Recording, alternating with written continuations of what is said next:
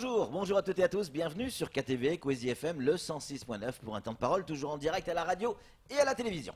Bakar Aliboto, le premier adjoint à la ville de Mamoudzou, est avec nous sur le plateau. Bakar Aliboto, bonjour. Bonjour Patrick et bonjour à l'ensemble de la population qui nous écoute et qui nous regarde. Vous deviez effectivement venir hier matin, il y a eu des barrages, vous n'avez pas pu venir, vous êtes là ce matin et on vous en remercie bien évidemment.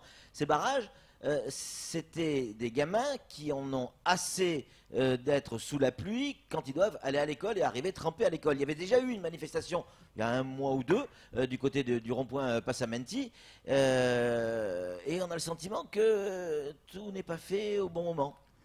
Oui, mais permettez-moi, Patrick, d'abord de présenter mes meilleurs voeux. Oui, bien sûr, aux Mahorais et à l'ensemble de la population. Ouais. Je pense notamment à ceux qui ont perdu des êtres chers, à ceux qui sont à l'hôpital actuellement, à ceux qui ont perdu leur emploi et à ceux qui souffrent par rapport à ces pluies. Oui.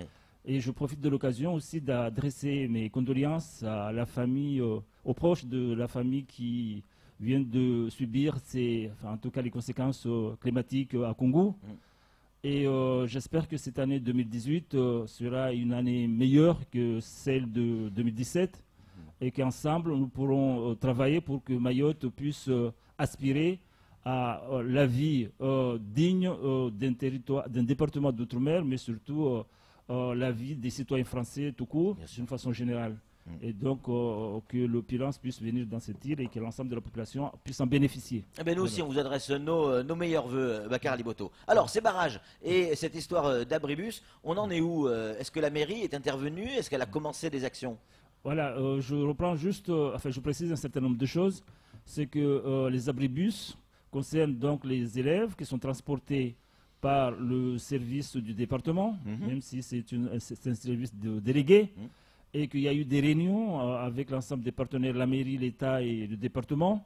Il appartient, selon les conclusions de cette réunion, à la DIAL de mettre en pratique la construction de ces abribus.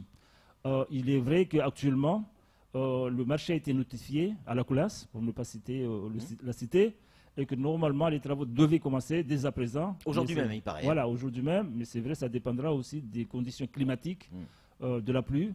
Mais on peut considérer aujourd'hui que le marché a été notifié et qu'il appartient maintenant à l'entreprise de mettre en œuvre ce marché. D'accord, donc là, c'est plus un projet, ça y est, ça se fait, ça se construit. Ce n'est pas un projet, ça a été décidé un certain temps, mais seulement malheureusement ça a un peu traîné. Voilà. Alors, à quoi vont ressembler ces abribus? Parce que quand on voit tous ces gamins qui prennent le bus le matin, notamment au rond-point Baobab, que ce soit également à Doujani ou encore ailleurs, à Tsunzu, etc., à quoi ils vont ressembler ces abribus? Ils pourront abriter tous les gamins? Ça va être des hangars? A priori, oui. Sinon, dans ce cas-là, si on fait un abribus pour juste la moitié des élèves, c'est comme si on n'a pas fait grand-chose. Oui, en même temps, en métropole, les abribus, c'est pas des hangars. Et il y a autant d'élèves. Oui, mais ce n'est pas le même contexte, puisque en métropole, en général, ceux qui prennent le bus, ils ne sont pas si nombreux. Et puis, il y a beaucoup de bus. Et ça empêche les jeunes de se regrouper. Alors il y a un bus toutes les 5 minutes. Voilà, en plus, ici, les bus, ils viennent à une heure donnée et que tous les élèves sont obligés de se regrouper avant que le bus arrive. Donc, c'est quand même quelques dizaines de personnes au même endroit à un moment donné. Donc, il faudrait qu'il y ait des abris de bus qui puissent abriter l'ensemble des élèves. Je n'ai pas vu les maquettes, je n'ai pas vu les schémas, mais c'est vrai, j'imagine que pour résoudre ce problème, il faut faire les choses sérieusement et correctement. Bien sûr. On enchaîne avec l'actualité, Bakar Aliboto. Koungou, forcément, ça ne vous a pas échappé. Ce drame qui s'est passé à Koungou, 5 personnes ont perdu la vie. Est-ce que ce qui s'est passé à Koungou peut arriver à Mamoudzou? Naturellement, je rappelle que Mamoudzou est beaucoup plus exposé que Koungou, que l'ensemble des communes de Mayotte. Il suffit de traverser les nationales de part et d'autre, on voit le contexte, on voit la configuration. Donc il est tout à fait certain que nous sommes complètement exposés et qu'à tout moment, ce qui s'est passé à Koungou peut se passer à Mamoudzou 10 fois plus, même plus que 10 fois. Et donc nous sommes vraiment au cœur du danger. Est-ce que vous aussi, comme a pu le faire Sindou, le maire de Koungou, pardon, vous avez anticipé sur le problème? On en a discuté, on en a toujours discuté les années passées, cette année aussi, après cet accident. Mais actuellement, en fait, en réalité, entre nous, c'est que ce qui se fait, la réalité à Mayotte, il n'y a rien qui peut permettre, à un moment donné, d'abriter ces personnes-là. Ouais. Il n'y a rien qui est prévu en cas de danger pour qu'on puisse loger ces personnes pendant ne serait-ce que quelques jours. Nous sommes dans une situation où on n'a pas fait grand-chose pendant longtemps. Et maintenant, nous sommes au cœur du problème. Je pense personnellement qu'il est temps vraiment de prendre notre courage demain et faire face à la réalité. Ça serait quoi la solution, Bakary Liboto? C'est quoi? C'est construire quelque chose à cet effet? À une époque, vous parliez de camp. Le mot avait choqué certains. Vous êtes toujours dans cette philosophie? Mais bien sûr, en fait, je n'emploierai plus le même mot puisque ça choque certains. Ouais. Mais le fond est le même. Qu'est-ce qu'il faut? Ça veut dire que si nous voulons vraiment pouvoir vivre correctement ici, dans la mesure où nous n'avons pas été capables, je dis nous, parce que c'est collectif, nous sommes collectivement responsables, même si les responsabilités ne sont pas du même degré, mais nous sommes collectivement responsables, l'État, les départements, les communes, la population, puisque tous, à un moment donné, nous avons eu soit une faiblesse, soit sentimentale, faiblesse humanitaire, sur un terrain. où nous avons failli à nos responsabilités. Et donc, Mayotte est aujourd'hui contre une population étrangère qui est pratiquement au même niveau que la population locale, sinon plus que la population locale. Pour vous donner un exemple, Mamoudzou est une commune aujourd'hui de 71 000 habitants, et selon les dernières statistiques, Mamoudzou compte plus d'étrangers, de personnes en situation étrangère que de personnes françaises. Situation donc, irrégulière et régulière, hein, tout confondu. Oui, tout confondu, oui. Tout confondu. Et donc voilà, donc, je pense sincèrement, si nous voulons récupérer ces collines, si nous voulons mettre ces personnes en sécurité, si nous voulons nous protéger, nous devons décider à un moment donné de construire des vrais abris. Ce ne sont pas des abris, en fait, il faudra construire des vrais villages. Provisoires, on peut dire ça, temporaires, on peut le dire, on peut le concevoir. Mais il faut surtout que nous changions nos logiciels, la façon de penser les choses. Puisque lorsque nos parents ont choisi de quitter l'ensemble comorien pour rester dans la France, ils pensaient qu'en restant seuls, en vivant seuls en dehors des autres habitants des autres îles, ils pourraient vivre mieux, en paix et dans la sécurité. Il se trouve qu'au bout de 40 ans, nous sommes dans une situation beaucoup plus compliquée, avec l'insécurité qui domine tout, avec l'impossibilité de vivre correctement, et en plus avec l'incapacité de résoudre les problèmes. Et si je suis ce qui se passe à Paris, si je suis les débats à Paris par rapport à l'immigration, parce que c'est l'actualité là-bas aussi. Oui, c'est aujourd'hui que Emmanuel Macron va parler effectivement de son programme. Voilà. Je constate que même là-bas, ils ne sont même pas capables de se mettre d'accord pour une solution adaptée. Donc c'est déjà chez eux, quand je dis chez eux en tant que résident de la métropole, de l'Hexagone, nous sommes à 10 000 km, ça veut dire que pour nous, ça ne sera pas demain qu'on va s'occuper de nous. C'est pour cela que je dis maintenant, le fait d'espérer, de croire ou de vouloir, comme nous l'avons toujours souhaité nous autres et voulu, dire que nous pouvons mettre tout le monde dehors, manifestement, il n'y a pas cette volonté politique de la part du gouvernement et des gouvernements successifs, bien sûr. Ça veut dire qu'il faut les accueillir. Il faut maintenant apprendre, réapprendre. C'est pour cela que je dis qu'il faut changer de logiciel par rapport à la façon de voir les choses. Il faut réapprendre, apprendre à vivre avec tout le monde, mais en nous mettant, bien sûr, en sécurité. Pourquoi je dis ça? Si je dis ça, si nous apprenons cette nouvelle façon de vivre, ça va nous permettre à la fois non seulement de récupérer le foncier occupé pour nos aménagements, ça va nous permettre aussi d'être sûrs de pouvoir vivre dans des conditions qui ne sont pas les mêmes aujourd'hui. Parce qu'aujourd'hui, nous perdons énormément, nous ne sommes plus en sécurité, nous avons en plus tous les jours des arrivées et que personne ne fait rien. Mais c'est ça le problème. Enfin, le problème, c'est une question aussi. Ok, vous construisez un village. 2, 3, 4, 5. Combien il faudra en faire? Tant qu'on n'arrête pas l'immigration, les gens vont continuer à arriver. Donc aujourd'hui, vous construisez un village, très bien, mais il va en falloir un deuxième, puis un troisième, puis un quatrième. C'est comme pour les écoles. Non, comme on dit, on n'apprend pas à réinventer la roue. Ouais. Ça existe déjà ailleurs. On n'est pas obligé à chaque fois d'imaginer des choses. Ouais. Nous devons nous appliquer, ou en tout cas copier ce qui se passe dans les pays qui sont exposés aux mêmes conditions de difficultés que nous. Ça existe. Donc je dis que les villages, ça sera un grand village. Ça peut être 2, ça peut être 3 en fonction de l'importance de cette masse de population étrangère ici en situation irrégulière ou en situation régulière d'ailleurs. Mais l'avantage, c'est que nous pourrons contrôler sérieusement les rentrées et les sorties. Ces villages vont coûter forcément, sachant qu'aujourd'hui, l'immigration nous coûte tout confondu plus de 100 millions par an. Avec 100 millions, on peut faire beaucoup de choses. Donc ces villages vont nous coûter forcément, mais ça va nous obliger de renforcer la politique de contrôle des frontières, puisque nous saurons que si nous ne faisons rien à ce niveau-là, nous allons continuer à payer encore plus et à construire plus de villages, et ça ne sera pas possible. Et sur Mamoudzou, il serait où ce village, selon vous? Mais c'est une Vous avez déjà discussion. une idée? Non, c'est une discussion. Forcément, j'ai une idée personnelle. Mais c'est une discussion qui doit y avoir entre, bien sûr, la mairie de Mamoudzou, l'État et le département, et avec la population, bien sûr. On ne va pas imposer à la population un lieu précis, mais nous devons avoir une concertation avec l'ensemble des acteurs concernés. Vous n'avez pas peur que ça ressemble à un ghetto un peu? Ça ne sera pas un ghetto, ça sera un village. Là. Ouais. Je suis certain que ces personnes actuellement en difficulté là-haut vivront mieux dans ce village et que nous autres, nous pourrons circuler beaucoup plus facilement et en sécurité, sachant que nous avons un village qui est assez contrôlé. Et en plus, vous savez, dans ce village-là, nous pourrons construire les écoles pour ces enfants de ce village et nous pouvons aussi construire un certain nombre d'infrastructures. C'est presque un État dans l'État. Non, ce n'est pas un État dans un État, ce sera un village. Il n'y a plus de notion d'intégration. Non, mais dans un premier temps, il faut quand même que les gens qui sont en situation irrégulière, on puisse s'occuper de leur cas. Oui. On ne va pas les mélanger avec tout le monde, sachant qu'il faut quand même qu'on s'occupe personnellement, cas par cas, des gens qui sont là. Ceux qui n'auront rien à voir, pardon, excusez-moi. Ceux qui n'auront rien à voir avec Mayotte, c'est-à-dire qu'ils n'auront pas des situations possibles à régulariser, mais ces gens-là doivent partir, doivent être conduits aux frontières. Et nous garderons les gens qui respecteront la loi, les gens qui pourront petit à petit s'intégrer et en tout cas respecter la sécurité et le bien-vivre de la population de Mayotte. Samuel Bocher, le rédacteur en chef de France Mayotte Matin, a une question à vous poser, Bakar Liboto. Au lendemain du drame de Koungou, la ministre d'Outre-mer a envoyé un communiqué en renvoyant les élus et l'État à leurs responsabilités, c'est-à-dire se réunir dans l'urgence pour trouver des solutions et mettre à l'abri toutes les personnes qui sont en danger à Mayotte. Vous n'avez pas l'impression qu'on se moque de nous ou qu'on nous refile la recherche d'une solution et que l'État se désengage? Mais actuellement, de toute façon, c'est l'hypocrisie généralisée.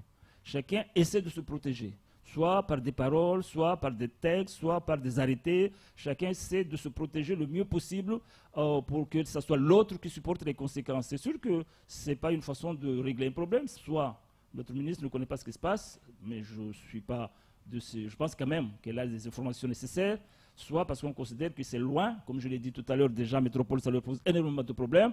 Je dis, bon, on les laisse en attendant, on peut toujours parler. Mais c'est l'hypocrisie généralisée ici. Chacun essaie d'envoyer la patate chaude chez l'autre. En tout cas, chacun essaie de se protéger. Ce n'est pas une façon de régler le problème. Ce n'est pas courageux. Et ce qui nous a amené jusqu'à aujourd'hui à cette situation compliquée, difficile, je dirais même, pratiquement nous avons le dos sur le mur.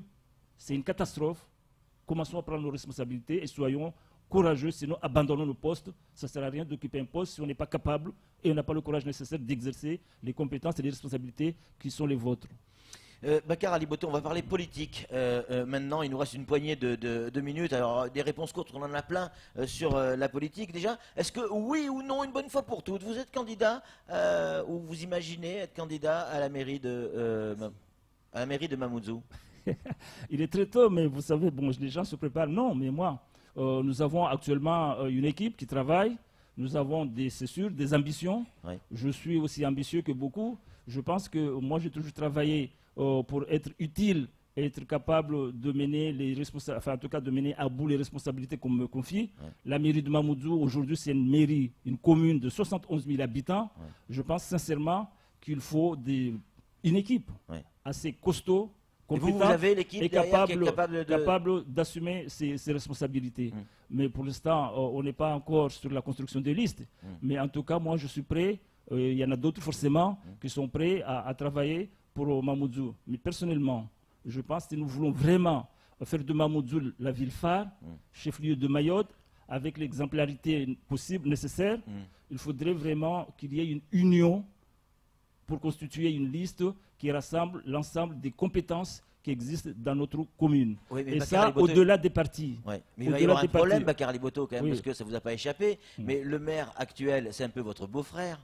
Donc les réunions de famille, ça risque d'être compliqué là, à un moment donné, si vous êtes candidat à la mairie de Mamoudzou. Non, mais j'ai jamais dit qu'il faut le mettre dehors, Ouais. puisque il est déjà maire, Ouais. il est là. Et que j'ai dit constituer une équipe qui rassemble ensemble des compétences. C'est-à-dire que vous voyez Je quoi, une considère- espèce de je tournant? considère- C'est-à-dire que lui deviendrait premier vice-président et vous maire? Non, pas ça. Je n'ai pas parlé encore du maire. Ni qui sera à la tête de, je n'ai pas parlé qui sera à la tête de, Ouais. de cette liste. Ouais. Mais personnellement, plaisanterie à part, je considère franchement Ouais. que pour pouvoir gérer Mamoudzou, Ouais, avec les difficultés que nous rencontrons, Ouais. avec l'importance de cette ville, il faut, j'allais dire, une union sacrée de l'ensemble des personnes compétentes pour constituer une liste. On a bien Après, noté. on est libre de choisir qui sera à la tête de cette liste. Est-ce que Bakar Ali Boto est candidat, oui ou non, à la présidence de la CIM? Ça aussi, c'est important. Oui, je suis candidat à la présidence de la CIM. Comme à toutes les élections, hein. À chaque fois, à la CIM, vous y êtes. Hein. Non, à la CIM, j'y étais, j'ai quitté la CIM. dernière fois. Non, j'y étais, j'étais élu, j'ai Ouais, fait c'est ça. 3 ans, j'ai quitté volontairement la CIM, Ouais. et puis j'ai jamais été candidat. Ouais. Mais cette fois-ci, Ouais. je suis dedans, et que la CIM a besoin d'être aussi gérée, en tout cas avoir un président qui puisse gérer les choses avec un consensus nécessaire pour j'allais dire, pour l'efficacité de cet outil qui est indispensable pour Mayotte. Donc je suis candidat, effectivement, mais moi je suis candidat. Ce qu'il faut surtout, c'est que nous puissions avoir un candidat ou une candidate qui puisse réunir l'ensemble, en tout cas créer au sein du conseil d'administration un consensus. Et moi je suis partant à ce que l'ensemble des administrateurs de la CIM discutent ensemble et que, y compris ceux qui sont autour de nous, discutent avec nous pour qu'ensemble nous puissions définir ou choisir au sein de notre propre équipe, je parle de l'équipe locale d'abord, la personne qui sera à même de pouvoir conduire les affaires de la CIM. Donc je suis candidat à la candidature pour la présidence de la CIM. C'est clair. Dernière question, on est hyper à la bourre, bien évidemment. Pourquoi avoir refusé une main tendue, notamment celle de Hassan Abdallah? Il vous a proposé d'être attaché parlementaire et vous avez dit niet. Pourquoi? En commun accord, je dis, effectivement, il m'a proposé, je le remercie publiquement, Ouais. je l'ai déjà dit. Ouais. Vous savez, être assistant parlementaire, c'est comme être DGS, directeur de cabinet de quelqu'un, d'un président, d'un maire. Il faut qu'il y ait entre ces deux personnes-là, pratiquement, j'allais dire, une relation fusionnelle. C'est-à-dire qu'il faudrait vraiment que cette personne soit capable de se sacrifier pour son leader, pour son employeur. Et c'est Parce pas que votre cas. politique. Si je suis capable de me sacrifier pour certains, je l'ai déjà fait. Ce n'est pas du tout un souci, mais par rapport à ma situation personnelle aujourd'hui, moi je suis chef de parti, je suis premier adjoint maire de Mamoudzou. Ça veut dire que j'ai autour de moi des gens qui m'ont fait confiance, qui ont travaillé pour moi, qui m'ont élu et qui attendent de moi beaucoup de choses. Donc je pense personnellement que ça ne pourrait pas être très compatible. Je ne dis pas que ce serait une tâche supplémentaire qui demanderait beaucoup de temps. Non, je suis capable de faire beaucoup de choses. Mais c'est que ça ne permettra pas d'exercer la fonction de chef de parti assez librement et correctement. D'autant plus, il faudrait aussi que mon chef, si on peut dire ça comme ça, Ouais. partage les mêmes convictions que moi-même. Bon, M. Hassan Abdallah est du MDM, moi je suis d'Alliance, en tout cas je ne suis pas du MDM, et c'est tout à fait normal, c'est de son honneur de travailler pour son parti, et moi en tant que quelqu'un d'un autre parti, ce serait quand même difficile de pouvoir travailler pour des objectifs séparés, alors que nous devons travailler pour le même objectif. C'est pour cela que je dis, il faut être honnête, il faut être transparent, et il faut Vous laisser n'êtes pas les forcément en personnes... phase avec ce que fait Macron, indirectement. Donc si vous n'êtes pas en phase, vous ne pouvez pas être en phase avec Hassan Abdallah. Non, il n'y a rien à voir avec ça n'a rien à voir avec Macron. Un peu quand même. Non, Macron, moi je suis en marche aussi. Ouais. Je suis là depuis très longtemps. Vous êtes en marche, mais à cloche-pied quand même. Non, je suis en marche, mais je contrôle mes pieds. C'est ça la différence. par rapport à d'autres. Voilà. Donc, du coup, franchement, je dis, il faut avoir quelqu'un Ouais. qui puisse être dévoué complètement et qui partage la même conviction. Et je suis prêt, par contre, en attendant, de travailler avec M. Hassan Abdallah, sénateur, comme je l'ai toujours fait, avec les autres d'ailleurs, mais je préfère qu'il ait quelqu'un qui soit vraiment voué à sa cause et que surtout qu'il n'y ait pas d'accrochage par la suite. Et je suis un chef de parti, un chef de parti doit être libre, indépendant et ne pas avoir une pression supplémentaire parce que je suis employé, si je suis employé, j'ai le devoir de loyauté et par conséquent je ne pourrais pas exercer correctement ma fonction ou mon Et c'est mandat tout de à chef votre honneur. de Merci. parti. Merci beaucoup, Bakar Ali Bhutto. On a explosé le temps. Hein. Merci Ok. beaucoup d'être venu sur ce plateau. C'est tout pour ce temps de parole. Merci Tout de beaucoup. suite, C'est moi qui vous la remercie. suite de nos programmes.